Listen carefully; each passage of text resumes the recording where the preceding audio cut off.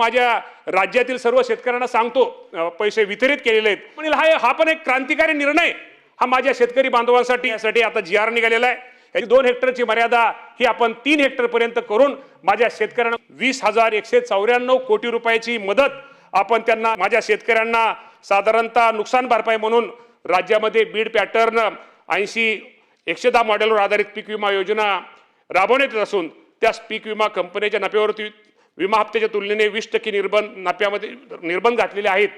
त्यामुळे विमा कंपन्या अवाजवी नफा मिळवू शकणार नाहीत. तसेच पूर या अतिवृष्टीमुळे भात पिकाचे क्षेत्र जलमय होऊन नुकसान झाल्यास त्यास स्थानिक नैसर्गिक आपत्ती नुकसान भरपाई देण्याची तरतूद यापूर्वी प्रधानमंत्री पीक योजनेमध्ये नव्हती. परंतु आपल्या सर्वांना सांगा हरकत नाही की या देशाचे पंतप्रधान मोदी साहेब यांच्या नेतृत्वाखाली केंद्र शासनाने नुकताच 18/11/2025 रोजी पत्रान्वये सदर बाबी स्थानिक नैसर्गिक आपत्ती अंतर्गत नुकसान भरपाई देण्याचा निर्णय हा केंद्र सरकारने घेतलेला आहे. आणि त्या अनुषंगाने केंद्र शासनाकडून सविस्तर मार्गदर्शन सूचना प्राप्त झाल्यानंतर त्यानुसार पुढील बाबतीमध्ये कारवाई ही निश्चित प्रकारे करण्यात येईल. त्याचप्रमाणे नैसर्गिक आपत्तीच्या बाबतीमध्ये आपल्या सर्वांना माहिती आहे की या राज्यामध्ये खूप मोठं नुकसान हे गेल्या वर्षी अवेळी आधी पाऊस जादा झाल्यामुळे झालं. अतिवृष्टी अनेक भागामध्ये अनेक ठिकाणी झाली. आपण विचार केला तर या राज्यामध्ये साधारणतः फेब्रुवारी 2025 ते डिसेंबर 2025 या कालावधीमध्ये साधारणतः या राज्यामध्ये 1,36,00,000 शेतकऱ्यांना अतिवृष्टीचा फटका बसला. आणि क्षेत्राचा जर विचार करायचा झाला तर 1,06,00,000 हेक्टरवरती या शेतकऱ्यांचं नुकसान हे माझ्या शेतकऱ्यांचं झालं.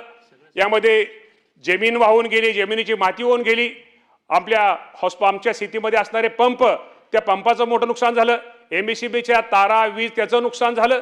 त्यामुळे राज्यामध्ये खूप मोठा शेतकरी, ह्या शेतकऱ्याला कुठेतरी उभा केलं पाहिजे, या शेतकऱ्याला कुठेतरी त्याला पाठिंबा दिला पाहिजे. या दृष्टिकोनातून या राज्याचे मुख्यमंत्री देवेंद्र फडणवीस साहेब असतील, एकनाथजी शिंदे साहेब असतील, त्यावेळेसचे उपमुख्यमंत्री दिवंगत अजितदादा पवार साहेबांचं नाव हे निश्चित प्रकारे घेतलं पाहिजे.